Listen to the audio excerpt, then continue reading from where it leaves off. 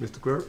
Yes, sir. Mr. Michael Hargrove, he'll be speaking on transparency. Mr. Hargrove, just remember you have 5 minutes. Please state your name and address, please.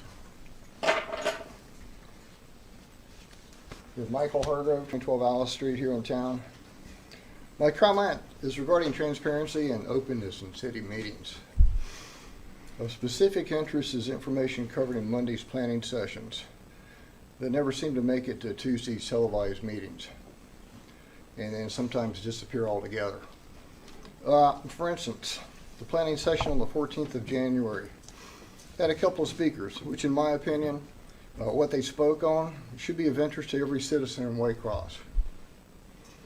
One was a developer from Thomasville. He came over to ask the commission, apparently again, to allow his development of a 6 acre plus property that he owns over off Brunel and Howe. Besides the sales tax revenues it would generate and the construction jobs it would generate, it would give the city almost 100 new, clean, and affordable apartment units. They can't start this project in spite of a tentative approval already by the Planning and Zoning Commission here. But surprisingly, nothing's been mentioned about it since. The local newspaper, the official organ of the city, mentions nothing about it as well, so I wonder, why not? Another speaker was the chairman of the Waycross County Development Authority. He informed you the city might be on a short list of developers had, which are looking to open major facilities here. The authority was here to ask the commission for a letter of potential financial support for new developments, which is common in most cities and counties. So Waycross would remain at the top of their short list, so to speak, for development opportunities. And the numbers were pretty large, as I recall, 7+ figures, and not just the mom and pop businesses that are trying to invigorate the growth in downtown right now. Big business. Yet nothing has been mentioned about it since. Nothing was mentioned in the local newspaper. So again, I ask, why not? These are two recent examples of the city's black hole, really, when it comes to discussing important economic items that would have a substantial impact on our city. Items, I think, which would generate a high degree of interest for many people here. So I'm wondering, what's the agenda at work at City Hall regarding important issues like new housing, new big businesses coming in, and so on and so forth?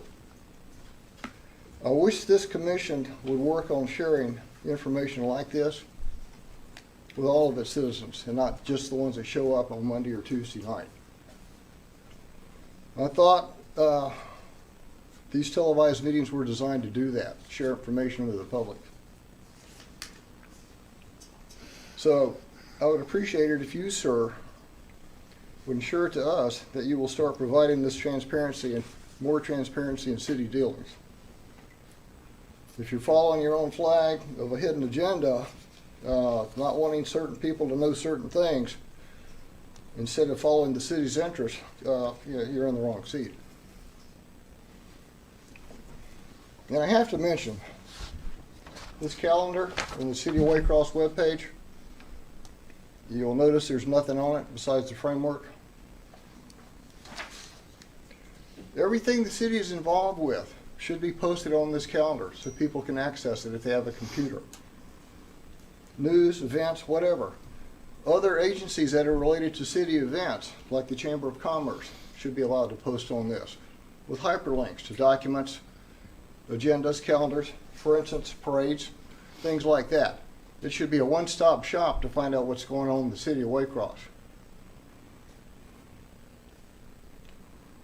If you think about it, this is actually the face of Waycross, this piece of paper here, or this online icon. And it has a worldwide reach. And it's blank. So what does that say about the city to others looking online? It's been like this for at least 2 years. We talked about it at McCray Auditorium 2 Augusts ago. I would consider reassigning whoever's in charge of it to another place in the city of hierarchy. Anyway, that's my comment. Thank you. Mr. Clerk, do we have another guest? That's it, sir.